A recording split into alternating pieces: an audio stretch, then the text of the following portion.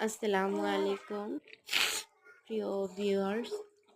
আসলে পশু পাখি হাঁস মুরগির খামারে সবথেকে মূল আহ, যে পরিচর্যা সেটা হচ্ছে আপনার পরিষ্কার পরিচ্ছন্ন পরিবেশ এবং ওদের পরিষ্কার পানি।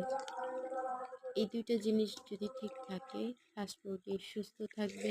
আল্লাহ তাআলা বরকত বারাকা দান করবেন ইনশাআল্লাহ। উম, পরিষ্কার পানি এটা সকল প্রাণীদের জন্যই নিয়ামত আল্লাহর পক্ষ থেকে।